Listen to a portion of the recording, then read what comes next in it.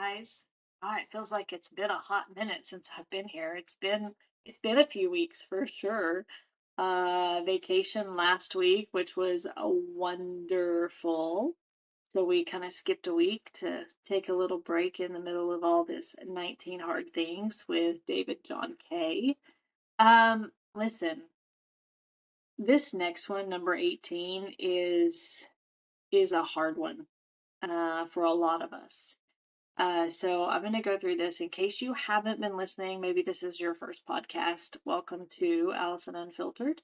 Um, but I want to share these things with you. This is what we've been talking about. So if there's one that hits home with you, you can go back and listen to it because we've done these in succession. So one is these are the 19 hard things I do to be successful. Okay. One, I make the call I'm afraid to make. Two, I get up earlier than I want to get up. Three, I give more than I get in return right away. Four, I care more about others than they care about me. I fight when I'm already injured, bloody, and sore. I feel unsure and insecure when playing it safe seems smarter. I lead when no one else is following me yet. I invest in myself even though no one else is. I look like a fool while I'm looking for answers I don't have. I grind out the details when it's easier to shrug them off. I deliver results when making excuses is an option. I search for my own explanations even when I'm told to accept the facts. I make mistakes and look like an idiot. I try and fail and try again. I run faster even though I'm out of breath. I'm kind to people who have been cruel to me. I meet deadlines that are unreasonable and deliver results that are unparalleled. And number 18 that we're on, I am accountable for my actions even when things go wrong. Yikes. Yikes. Yikes. Yikes. That's a hard one. Super hard one. So let's talk about that. I am accountable for my actions even when things go wrong. Listen, I think that no one's perfect. I'm definitely not.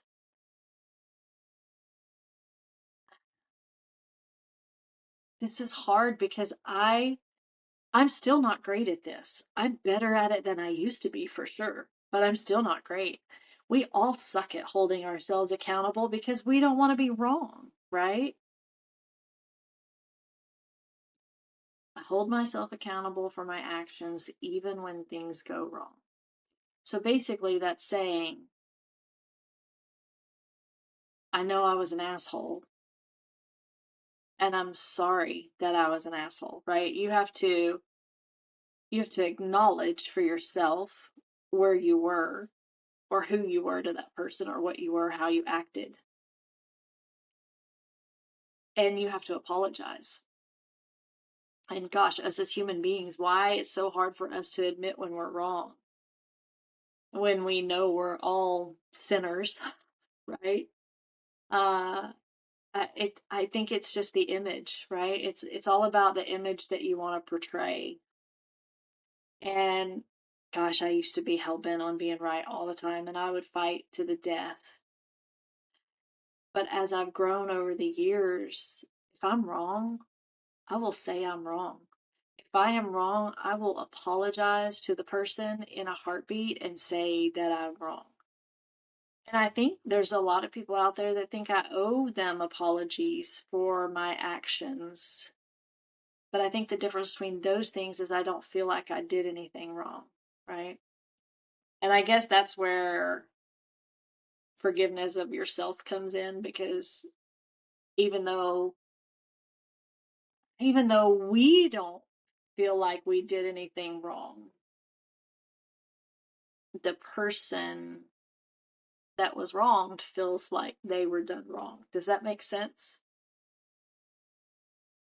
I mean, there was a saying a long time ago. It says, I can't tell you how to feel about it. I can only give you the facts, right? And and I've always loved that.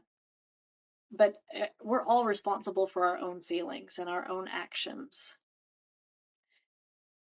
But I will tell you, this new generation up and coming is the least accountable for their generation that I've ever seen. I have never seen more excuses made by young kids and having no ability to hold themselves accountable. What are we teaching them? That everything is something else's fault or someone else's fault or Trump's fault?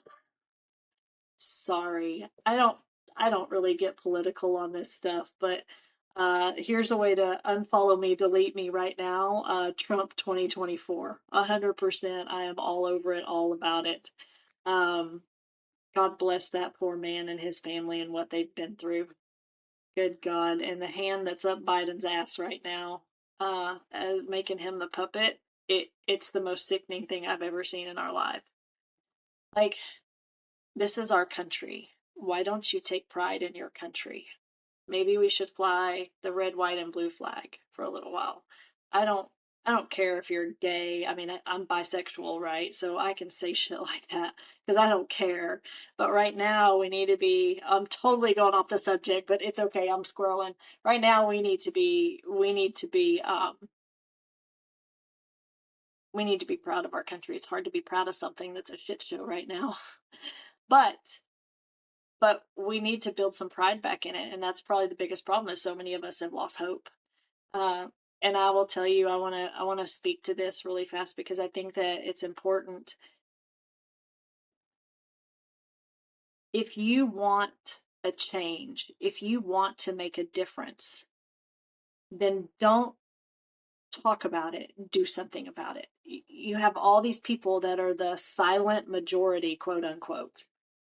You silent majority people need to make sure you get your ass out there and vote in November. I even had someone close to me tell me, "Oh, I'm just going to get a mail in ballot." The fuck you are. I will pick you up and take you to the polls to go vote. And then I'll help you double check your ballot to make sure it's not wrong. Like that they didn't mark something wrong because that happened too. But I will help you check your ballot and put it in the box myself. Like, no, you don't get to do a mail-in ballot, Like, it's not happening. So all you people that you say you're the silent majority, had the silent majority gone out and voted last time, maybe we would have won by a landslide, but they didn't. And now people are pissed, right? Because this country has gone to hell in a handbasket. I actually had Danny explain to me what a banana republic is the other day, and it made perfect sense as to what's happening. Because I was like, I don't understand like the upside down flags, like what's happening. And he explained it pretty well. But I mean, y'all, please go out and vote. And start talking to people about voting. Start planting those seeds now because we're only 5 months away.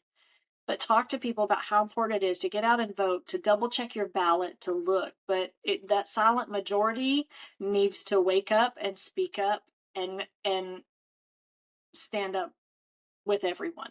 Okay, quit being a silent majority. Nobody has time for that. We don't need that. The country doesn't need a silent majority. The country needs people that are willing to speak up and to show what this country is made of. And I believe with all my heart that regardless of all the fraud happening, I believe, and on cheating, I feel like with all my heart we could win this by a landslide if everybody would do their part. It is our civic duty and honor to vote in our country. Why would you not? Your vote counts, okay? So I'm going to harp on this for the next 5 months. So unfollow me, unsubscribe, whatever you want if you don't want to hear it. But I'm going to harp on that. It is so important. Okay.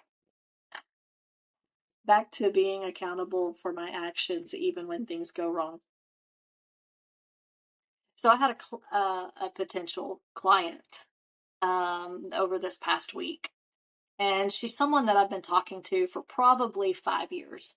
Super flighty, super flaky. Like, she'd come in, she'd say she wanted to order something, and then she'd say, "Oh, that's too expensive." And it was like one product, right? And maybe it was too expensive for her, but there's ways we can help get products paid for and all the things.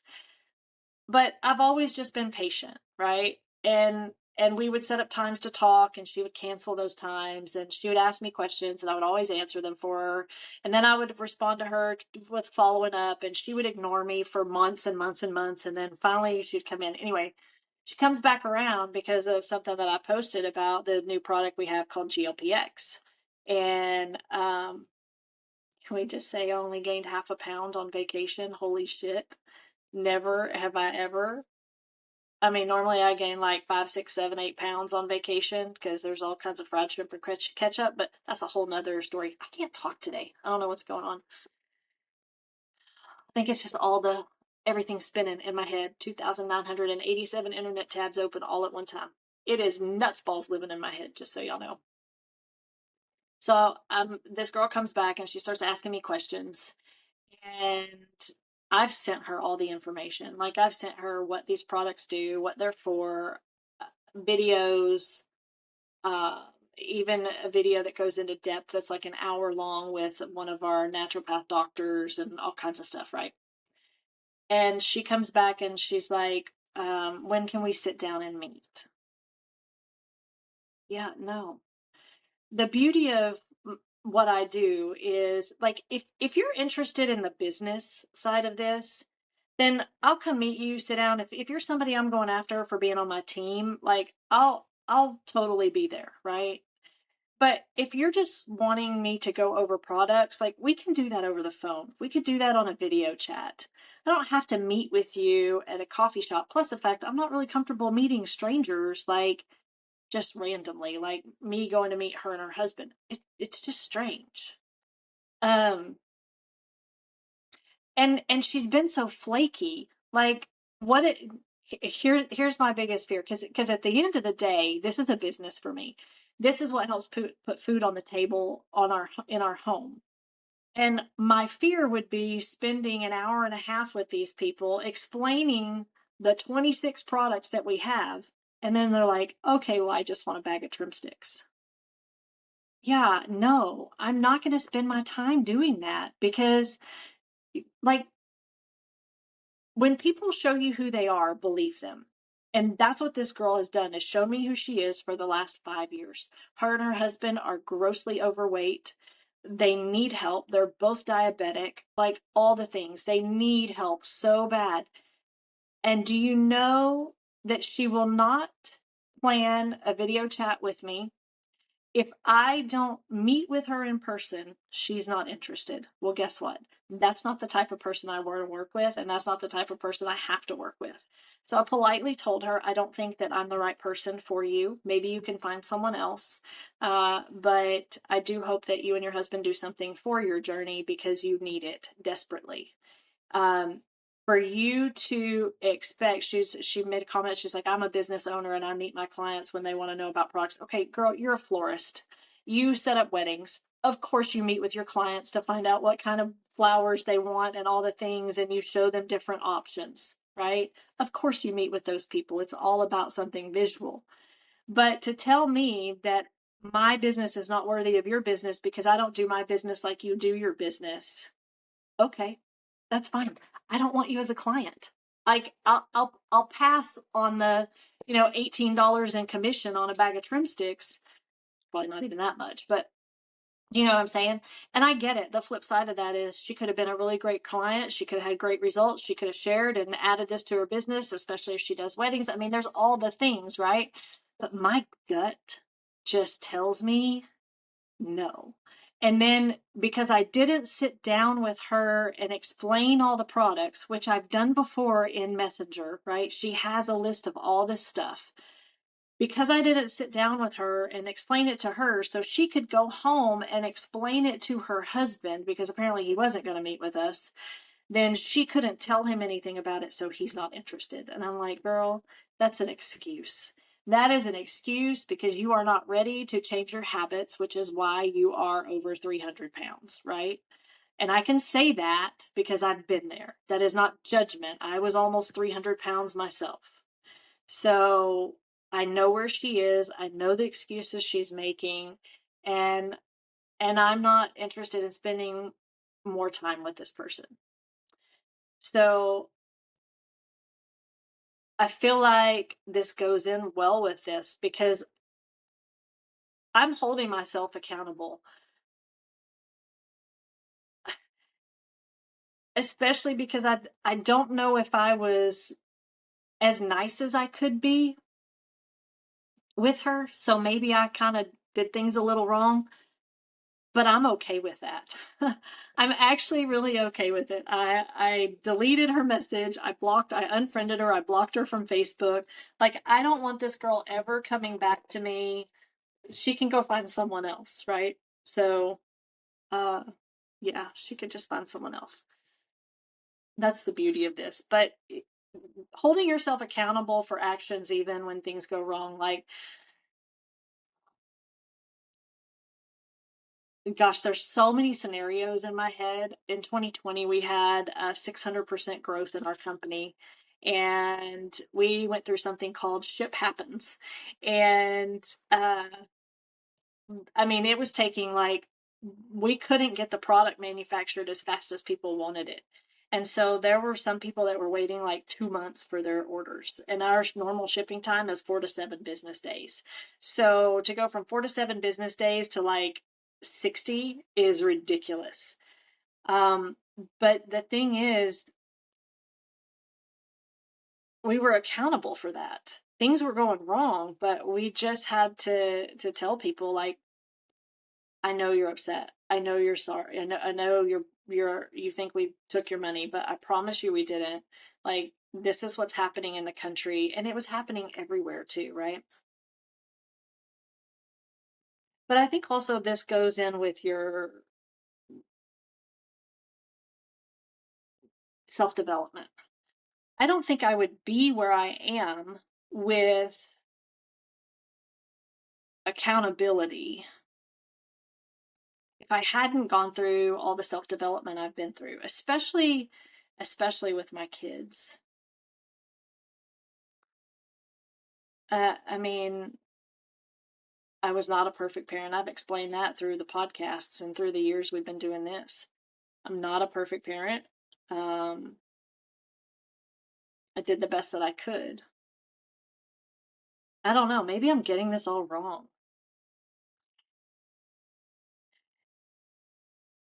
If I'm ugly to someone, it's usually not, it's usually not out of spite or hate or anything. It's probably most situations, and Danny can attest to this. Most situations that I'm ugly to someone, it's because I have 2,988 tabs open, like internet tabs open in my mind. I'm so focused that when I get interrupted, it pisses me off, right? And then I'm kind of like, not hateful, but just short, right? And like, and like, don't touch me or don't come near me or whatever, I'm working or now's not the time or whatever, right? I mean, no one truly understands what I deal with on a regular basis in Messenger every day, and the type of people, like all kinds of people and the different chameleons that I have to be. But if I'm ever an asshole, most of the time, 9 times out of 10, I go back. If I know that I hurt your feelings and I know I was being an asshole, I'm gonna be like, listen, I'm sorry. It was a really tense moment, and like, the timing that you had was terrible, like my mother. Us moms always have bad timing, right? For our kids or with our kids. Um but I'll say it, right? And I never intentionally mean to hurt someone's feelings. It's just I get so focused, and I'm such a squirrel, and multitasking is, the older I get, the harder multitasking is for me. Ugh, Danny can tell you that too. He tells me all the time, I thought you said you can multitask. And I was like, yeah, it's getting harder and harder these days. But I think it has to do with, just in real life, like, we're all going to have bad moments. We're all going to have hard times. But being able to hold yourself accountable and saying, hey, I'm sorry, right? I'm like, I apologize. I'm sorry. I didn't mean to hurt your feelings. Things like that. Like, we all go through that. And we all need to hear those words, too. I don't know. I feel like I'm just running a hamster wheel right now with this because, like I said, it's a kind of an uncomfortable thing to talk about, kind of hard because, I mean, for the most part, we don't like accountability. I mean, let's talk about it on a different level, not even just a business level or customer service level, but what about for yourself? Do you hold yourself accountable to yourself even when things go wrong? I mean, let's talk about the time that I ate a whole box of Fruit Loops and binge watched The Bachelor while I was supposed to be losing weight. That actually happened. Things went seriously wrong. But I did hold myself accountable, and I told myself the next day, okay, we're done with that. I'm glad that day was over, right? I mean, that's the thing is we know right from wrong. We know when we're screwing up and we know when we're not most of the time. So if you screw up, just hold yourself accountable to that person, to yourself. Forgiveness of self is huge. I'm learning that in all of my therapy because I'm not perfect. I'm not going to do everything right all the time. And if I hold myself to a standard of perfection, I'm going to continue to make myself absolutely nuts balls. I don't want to do that. All right, enough on that. So let's talk about current events. Let's talk about vacation. Oh, it was interesting. We went to Gulf Shores, Alabama. It was fun. The drive down there was good. We got perfect weather, 8.5 hours. We were there 9 hours. We stopped at the Waffle House in Mississippi, McGee, Mississippi, and had some breakfast with some real Southern girls. And we made it to the hotel. We got checked in. I mean, the hotel room was a little janky, but it had an ocean view, right? It wasn't on the ocean, but across the street, and I can totally deal with that. Um, and it had a little entrance, which was fantastic for us too. That we had some private beach access. Not that it was private because it was in between two gigantic condos and it was loud. So the first day we got out there, and if I'm repeating myself because you saw the Facebook post, sorry, but some of this was too good. Okay, so the first day we get set up, and we have one of the little canopy covers, so you can't be in front of the chairs, that they put out. If you have a big cover, you have to be back, and Danny likes to stay in the shade a lot, so we do that. And we'd been there a couple hours, and then this couple comes up, and I'm not kidding y'all, right? Like there's 100 feet on either side of us, and they started to set up their stuff literally right in front of us. And I was like, no, I'm not doing this. So I walked over to the lady politely and said, hi, could you guys please move over like 15 feet that way or 15 feet the other way and just not be right in front of us? This is our first day on the beach. It's our first vacation since without kids and since our honeymoon. Like, I just really want to enjoy the view. And she got so shitty. She's like, well, if you don't think there's going to be people in front of you. And I'm like, this is where we were right yesterday. And started getting shitty. And I was like, I understand. I'm just asking the favor of you. And listen, literally the rest of the day there was no one else like in that same row. They were the only ones. Everybody else went up front or stayed in the back. So I don't like being right, but I like being right. Anyway, so she was ugly for no reason. So that was that. They moved over and whatnot. And it was a beautiful day on the beach. Tuesday, we got there Tuesday. We got to see the beach Tuesday evening. Wednesday is when our first day on the beach.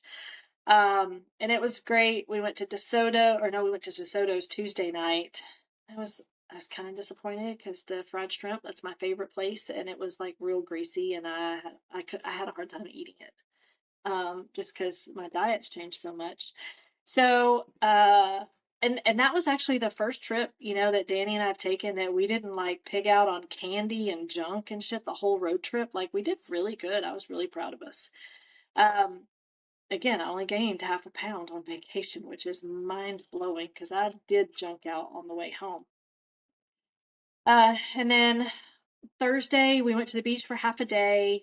And then we went to one of my partner's houses, and she lived about an hour and a half away. And we had a little sip and see at her house, a great turnout. It was really good. I'd never met her in person, so it was really good to meet Amy. And then we got home really late. We ended up eating at this little Chinese place, little hole in the wall, but it was just right. We just needed some protein. So it was good. And then Friday we got to the beach and holy wow, it was like sandblasting. Like it was serious. The sand was really bad. Um and it was just so loud. Like I wanted some peaceful quiet and I'm used to being in my house and it's so quiet here now all the time. And so it's just a lot of noise, a lot of noise. We did some shopping. We went to dinner Friday night. We went to a place called Cobalt, which was really cool, and actually got to spend some time with the little pelicans. I love the pelicans, so they have boat docks out there. So the pelicans like to fly around there, so it was pretty cool. I got some good pictures. We had a really good dinner. But once again, I ended up like wishing I'd just gotten grilled shrimp and I like peeled all the breading off of the fried shrimp. It's crazy, right? Like who am I? I don't even know who I am. Like I don't know if I like fried shrimp and ketchup anymore. I think I kind of prefer grilled shrimp with, garlic butter sauce. I don't know. Something's happening. Um so then we got up Saturday morning. It was going to be rainy all day. My plan was just, I brought stuff for charcuterie. So, my plan was just to stay in bed all day and just kind of work and hang out and just be lazy and watch some TV. Danny did not want to do that. He didn't want to be stuck in the hotel room all day. Which I get that. He travels a lot and he's stuck in hotel rooms a lot. So we went downstairs to get breakfast and it was just like a typical Saturday morning in a hotel for breakfast. It was just awful and there wasn't a lot left by the time we got down there. So we decided to go somewhere else to eat. So we went somewhere else and he was just like, I just don't want to sit in the hotel room all day. And I was like, well, it's going to rain all day today. It's going to rain tomorrow. Why don't we just drive home? That was my brilliant idea. Well, we drove home through 6 storms. One of them had hail in it. I was literally like freaked out, curled in a ball with my arms over my head, right? Because like the whole roof of my car is a sunroof, pretty much. And it scared the shit out of me. Like I've never been in hail like that in a car, and there was nowhere to go. There was nowhere to get under cover. Like people were pulling off on the side of the road. There was so much hail. It just terrified me. And after the wreck we've had, and I don't drive in the rain, like, and Danny ended up telling me at one point, he's like, "I'm really proud of you. Like, you're getting better at this. Like, you're getting." And I don't want to be better at traveling in the rain. I'm not interested. So I was like, I just like, and then we decided to try to beat a storm, like to go around a storm. And it was going to take us an hour longer to get home. And I was like, okay, let's do it. And then the storm ended up tracking back south. So we ended up driving like right through it. So, like, literally 6 storms. We end up pulling up under one of like an awning of an abandoned gas station. There's this dude on a motorcycle. His name's Gayton and he almost got blown off the bridge because it was like 70-mile-an-hour winds and he's on a Harley and it's like raining sideways under this. He's getting pelted while we're talking to him and we just moved everything over in the back seat so he could sit in the car and I was like, dude, and stay dry. And I was like, as long as you're not like a hack 'em up chop 'em up guy and we're not going to die, right? Well, of course I say that and everything was fine with him and he went on his way. Well, the rest of our drive was literally on these dark ass 2-lane highways through like the swamps of Louisiana It was humid. There was fog on the road. Like it was the perfect setting for hack 'em up, chop 'em up. Okay. Like, like I could just picture us driving down this road and people walking out from either side of the woods and surrounding our car and dragging us into the woods, like getting us out of our car and dragging us into the woods. Like that's what I had pictured in my head. And it was 30 miles of that. Like, and we were down to like less than a quarter tank of gas. I was like, holy shit, what's happening? This is terrible. It's like, we're never doing this again. We're never driving anywhere again. We're flying and we're going where there's no kids and it's quiet and blah, blah, blah. And I just like, oh gosh. It took us 12 hours to get home. Now we did stop in Alexandria, Louisiana, and I'm going to put a plug in for this restaurant. It's called Cole's Barbecue, Koals. That was some of the best barbecue I've ever had in my life. Their green beans were not my favorite, but they had like the old school rolls, like the cafeteria rolls we used to get for like 20 cents at the high school. Um, they had the pulled pork, mac and cheese. Holy shit. Danny got jalapeno sausage, like jalapeno pepper jack sausage. He said it was fantastic. Um, and also, I got the turkey. So we had a lot of food. But we wanted to try some different things. Y'all, that place is fantastic. So if you're ever in Alexandria, go eat at Cole's Barbecue. The owner was super great. He was passing out roses to all the women there. It closed at like 8 o'clock, really early on a weekend, but it was great. I would travel there again just to go eat there again for sure. So anyway, that was our ride home. When we got home at midnight, we unpacked. Um, we I think it was about 1:30 before we went to bed. Whew.